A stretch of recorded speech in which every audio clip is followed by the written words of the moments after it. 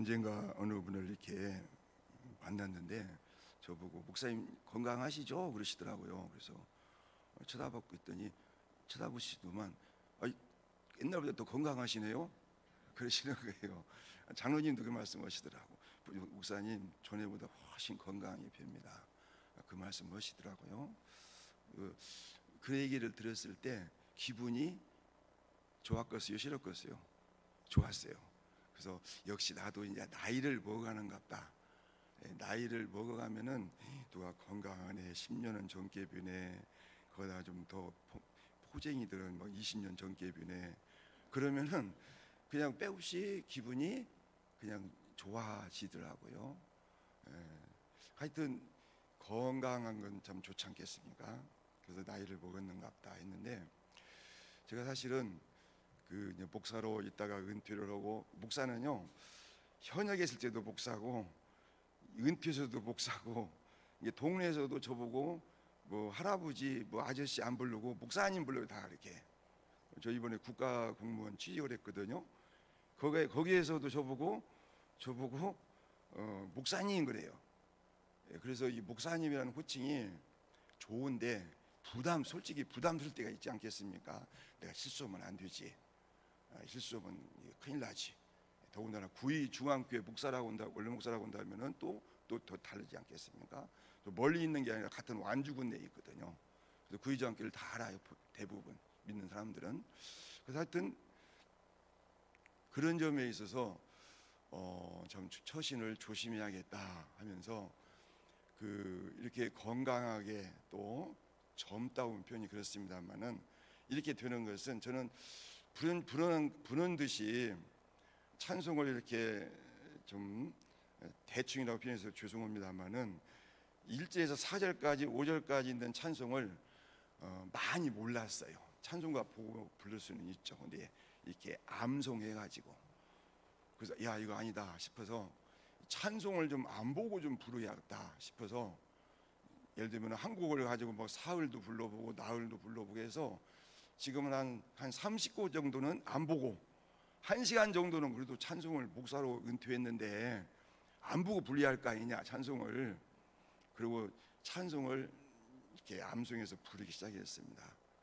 그랬는데 놀라운 것은 물론 여러분들도 다 아실 거예요. 공감하실 거예요.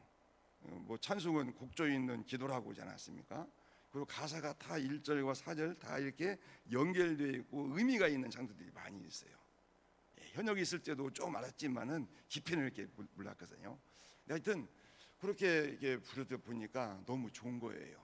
운동할 때도 1시간 정도 걷기를 한다. 그럼 찬송 한 10곡 부르면은 1시간 가요. 이렇게. 이럴 때도 그렇고. 하여튼 그 찬송을 불러서 그래도 마음에 평안이 있고 여유가 있고 건강하지 않는가 믿으시면 아멘이시기 바랍니다. 한번 찬송 한 장 불러볼까요? 우리 성도의 국민 찬송이라고 할까? 성도의 찬송 뭐겠어요? 아마 우리 장봉 권사님도 아실 거예요. 연세 드셨지만은 주 안에 있는 나에게 단 근심이 있으랴 십자가 밑에 나내지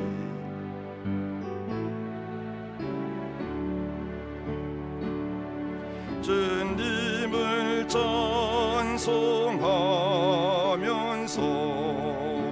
할렐루야 할렐루야 내 앞길 멀고 험해도 나 주님만 따라가리 그 두려움이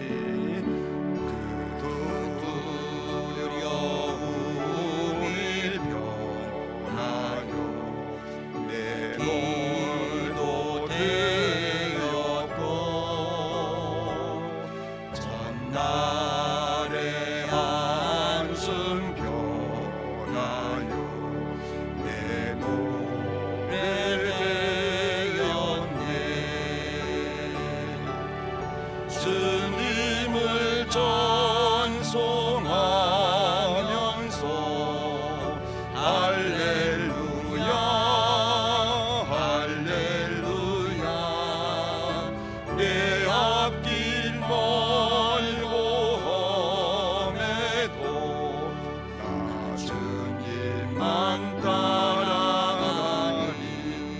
오늘 사절은 집에 가서 합시다. 내주는 자비하셔서 늘 함께 하시고 내 궁핍 밥을 하시고 늘 채워주시네. 주의 약속은 불변하여서 변함이 없지 않습니까? 하늘나라 갈 때까지 지켜주신다는 이 찬송뿐만 아니라 찬송은 다 좋지 않습니까? 찬송을 많이 부르시길 바랍니다. 찬송 많이 부르세요. 기왕이면 외화서 많이 하세요. 한 곡, 두 곡, 다섯 곡 이렇게 부르면 됩니다. 또 하나는 어느 날 이렇게 생활하는데 그런 마음에 와 닿는 게 있어요. 뭐냐면 언젠가는 분명히 하나님 앞에 내가 설 텐데, 여러분 다 쓸 줄을 믿으십니까? 하나님 다 서야 돼요, 우리가요. 그러면은 주인 되시는 하나님이 너 뭐 얻어다 왔냐 했을 때, 어떠한 열매를 맺고 왔냐 해서 하셨을 때 내가 뭘 내놓을까? 하나님께 뭘 내놓을까?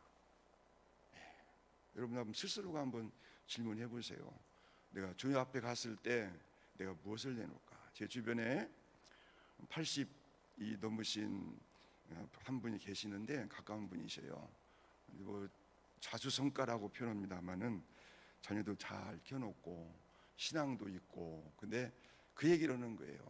저보고 이만하면 참 감사하고 참 잘 살았는데 한 가지 부족한 것이 있다고 한다면은 내가 착한 일을 많이 못했어. 그 얘기를 하시는 거예요. 그래서 바로 튀어나온 말이 뭐겠어요?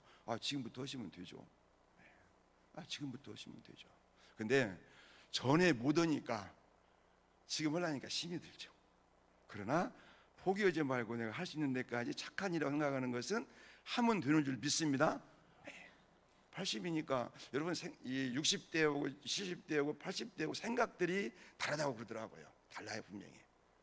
조금 어디가 불편하고 힘들어도 내가 이러다가 혹시 죽는 거 아니냐, 80이 넘어가니까 그런 생각이 살만큼 살았지, 이런 얘기를 이렇게 하세요. 감기만 오래 가도 그런 생각이 들어가는 모양이에요. 저는 아직은 거기까지는 안 갔어요. 여하튼 지금부터 착한 일이라고 생각한다면은 능력껏 하시면 되지 않겠습니까? 제가 그 말씀을 드렸는데 모르겠습니다. 하시는지 어쩔지는. 자, 우리가 열매를 주님이 원하실 텐데 내가 뭐라고 어떤 열매를 주님 앞에 내놓을 수 있을까? 그래서 오늘 제목이 열매가 꿈이어야 한다 이렇게 했어요. 여러분 꿈이 있으면 참 좋잖아요. 건강하게 젊게 사는 비결 중에 한 가지도 꿈을 잊어버리지 말아야 돼요. 아이고 내 나이가 몇이고 내 몸도 이러는데 무슨 꿈이 있냐, 뭐가 필요하냐, 이럴 수도 없다, 이런 생각을 할 수 있어요. 그러나 요양병원에 계시다 할지라도 우리 믿는 사람들은 숨이 있는 동안에는, 이 땅에 생명이 있는 동안에는 이 하나님이신 꿈을 잃지 말아야 할 줄을 믿습니다. 아이든 우리가 사도행전 2장에 보면은 오순절 마가의 다락방에 성령이 임하셨을 때 요엘 선지자의 말을 인용해서 말씀이 한마디 나오잖아요. 제가 이 말씀을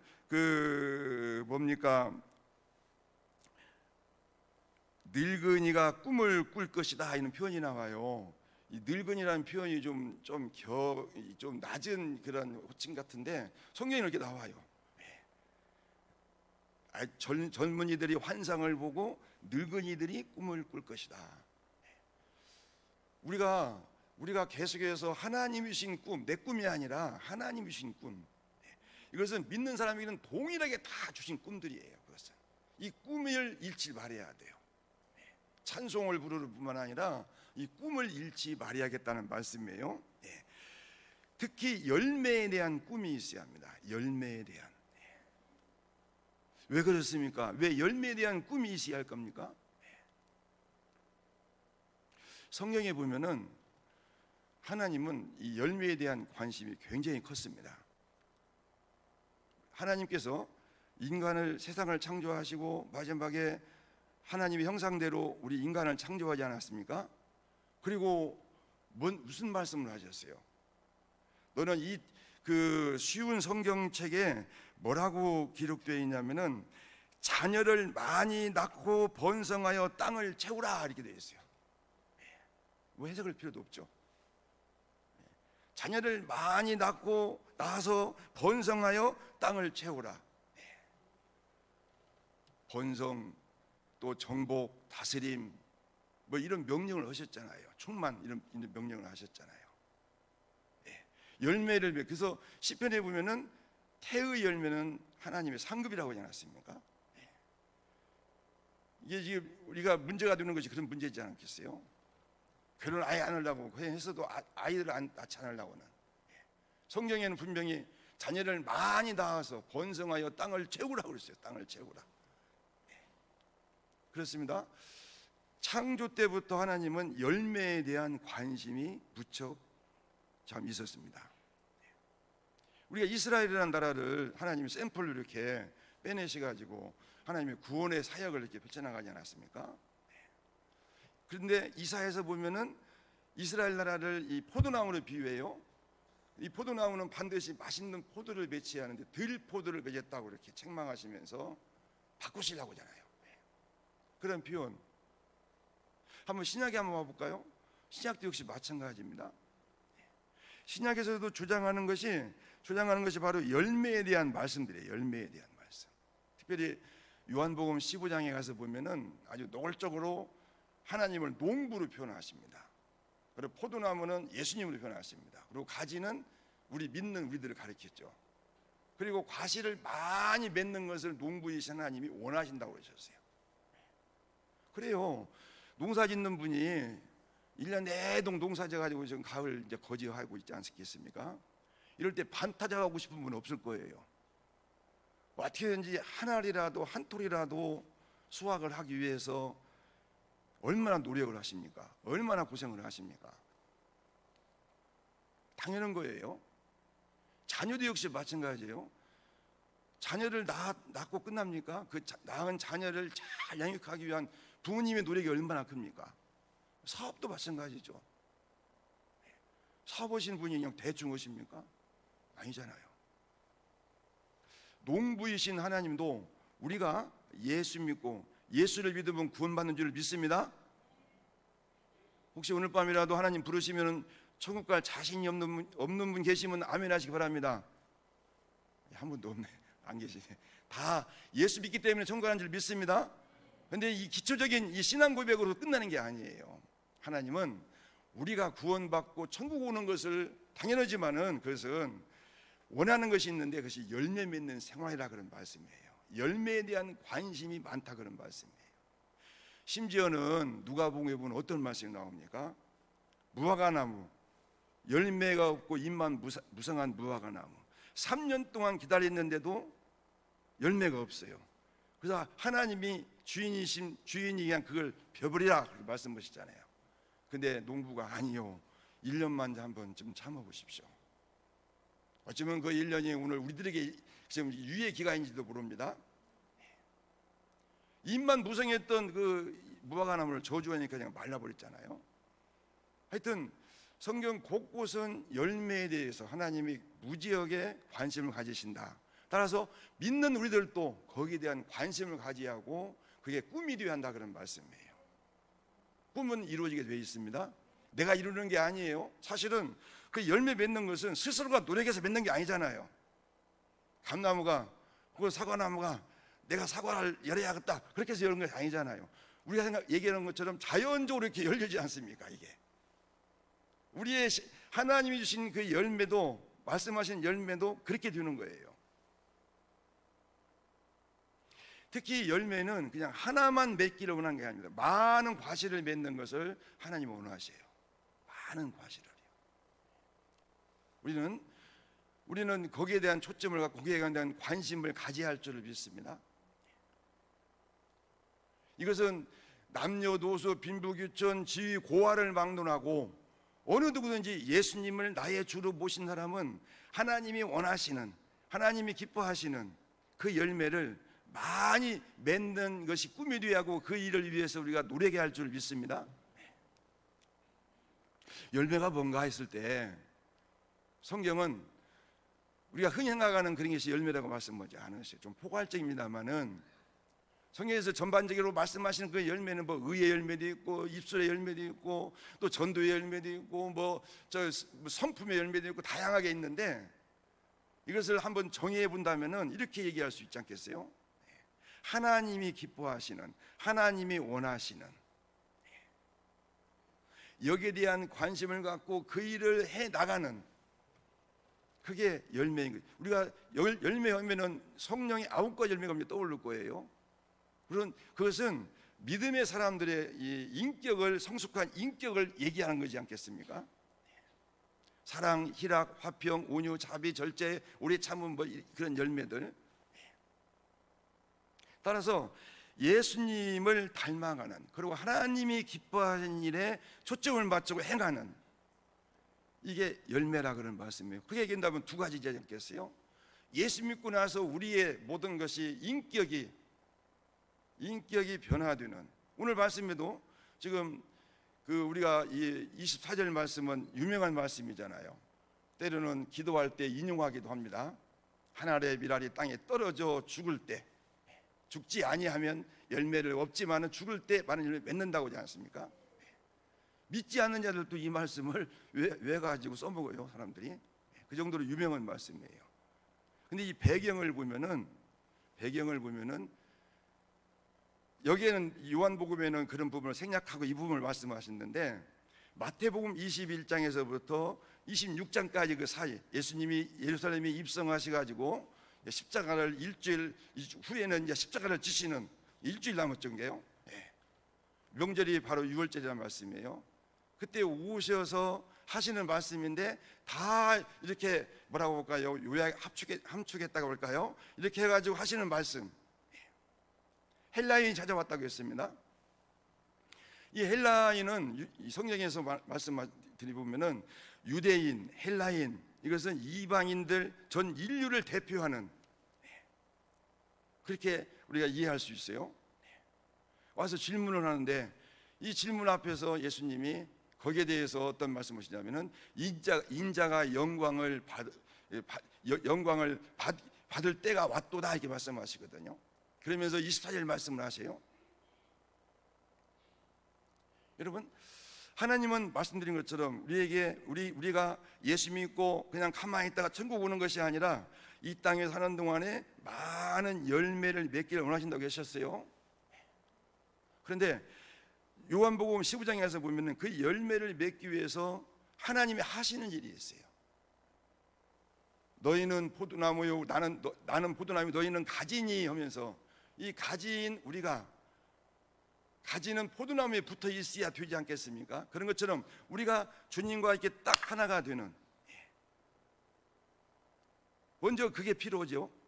거기에 대한 우리가 확신을 가져야 합니다. 포도나무이신 예수님께 나는 붙어있는 가지다, 가지치기라고 하지 않습니까? 열매를 많이 맺기 위해서 쓸모없는 가지들을 쳐내요.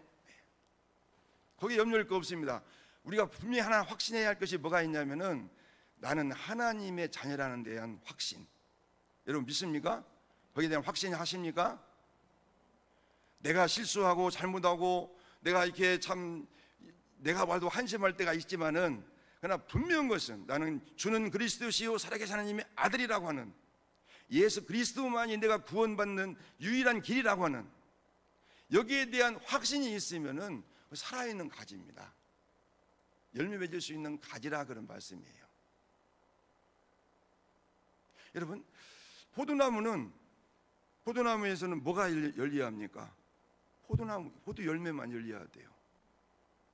우리는 예수님을 믿으면은 우리가 무슨 나무가 되었습니까? 예수 나무가 된 거예요. 같이 해볼까요? 나는 예수 나무다. 표현이 좀 그렇습니까? 왜? 예수님의 생명이, 예수님의 DNA가 내 안에 들어와 있어요. 떠나지 않으셔요. 나는 예수 나무가 된 거예요. 그럼 나는 어떤 열매 맺어야 합니까? 예수 열매를 맺어야 돼요. 예수 열매를. 예수 열매가 뭘까? 예수님을 닮아가는 거예요. 예수님을 똑같이 되는 거예요. 더 심하게 표현한다면은, 더 강하게 표현한다면은 예수님과 똑같이 되는 거예요. 우리의 소원은 늘 예수님을 닮아가는, 예수님 같이 되는. 그러니까 우리가 그걸 위해서 우리 표어가 말씀과 기도로 세워지는, 말씀과 기도로 거룩해진다고 표현하지 않습니까? 그래서 하나님이 우리에게 말씀을 주셔서 그 말씀을 통해서 우리의 인격이 자꾸 변화되지 않겠습니까? 그래서요, 가장 자기 옆에 측근이 나를 알아본다고 하지 않습니까? 물론 얘기가 좀 이렇게 복잡할 수 있지만은 분명한 것은 10년, 20년 예수를 믿었어요. 열심히 했어요. 다른 사람들은 다 인정하는데 자식 인정을 하지 않는다고 해보십시오. 뭔가 생각할 점 있지 않겠습니까? 남편과 아내의 관계, 부부 관계 속에서도 마찬가지입니다. 아내가 남편이 아내를 존중하지 않는다고 한다면은 그러니까 뭔가 문제가 있다는 말씀이에요. 이웃과의 관계도 그렇습니다. 서두에 말씀드린 것처럼 저는 어디 가면 제가 목사라는 신분을 꼭 밝히거든요. 왜? 저 자신을 긴장시키기 위해서. 기회를 놓쳐버리면 잘못되면 이렇게 되거든요. 네. 여러분, 내 이웃이 나를 알아본다고 했어요. 물론 또 생각할 점이 있겠습니다만은 일단 하여튼 우리는 예수님의 인격을 닮아가는, 거룩해지는, 더 참게 되는, 더 겸손해지는, 더 진실해지는, 더 성실해지는, 더 사랑해지는, 이게 우리가 맺어야 할, 그러다 보니까 그렇게 되면은 결국 열매가 된다지 않겠습니까? 말씀, 기도. 이렇게 기독교 방송에서 그런 말씀 하시더라고요. 기도 많이 하시는 목사님이 우리 인간은 하루에도 한 150번 정도의 선택을 한다고 하더라고요. 근데 그 선택 가운데에서 인생의 방향을 아주 결정할 수 있는 선택이 나타난다는 거예요. 그러죠. 한 예로 내가 이 카페를 갈까 저 카페를 갈까 하다가 이 카페를 갔는데 거기에서 내 배우자를 만났다고 해보십시오. 사소한 것 같지만은 굉장하지 않습니까? 그래서 우리가 매일 아침마다 하나님, 오늘도 제가 선택하는 길이 하나님의 뜻 가운데에서 이루어지는 뜻에 합당한 그런 선택을 할 수 있도록 하나님 분별력을 주시고 은혜를 주세요. 그런 기도가 필요하다는 거예요. 그리고 마감 지을 때 저녁에는 하나님, 오늘 제가 열심히 살았는데, 누구를 만났는데, 어떠한 일을 생각하고 또 했는데 생각해 보니까 안 된대요. 뭐 잘 된대요. 혼날지. 하여튼 그런 기도를 드리는, 매일매일 내가 매일 십자가 앞에 더 가까이 가오니. 내가 매일매일입니다. 이것은요. 늘 붙어 있는 것처럼 말씀을 통해 때로는 못 깨닫는 지혜를 얻을 수가 있고, 또 참 위로를 받을 수가 있고, 힘을 얻을 수가 있고 그러지 않습니까? 그래서 매일매일 생활을 하는. 그러다 보니까 10년, 20년 후에 흘러가서 보니까 사람들이 아무개 정말 열심히 했더니 확 변했구나. 그렇게 된다는 얘기지 않겠습니까? 하나님은 우리의 중심을 보십니다. 저 뒤에까지 다 아시는 분이셔요. 따라서 내가 하나님 앞에서 숨길 수가 없지 않겠어요? 하나님이 흡족해 할 수 있는. 저 기도할 때 그런 기도했습니다. 말씀 준비할 때 말씀의 주인이 하나님이신데 하나님이 지금 여기 앉아 계셔서 이 말씀을 최 목사 엉뚱한 소리 하는구나, 잘못해서 그러는구나, 나는 그런 뜻으로 너한테 얘기 안 했는데 왜 네가 왜 네 마음대로 하냐, 그런 얘기 들으면 안 되잖아요. 그래서 그런 의식을 하고, 하나님이 들으시면은 너 참 말 잘 전하고 있다, 내 대신에 네가 말을 잘 전하고 있다, 그래야 할 거 아닙니까? 여하튼 하나님의 말씀에, 그리고 기도로, 그리고 때로는 하나님 우리를 책망하실 때가 있어요. 그걸 우리를 과실을 많이 맺는 가지로 만들어가는 거예요.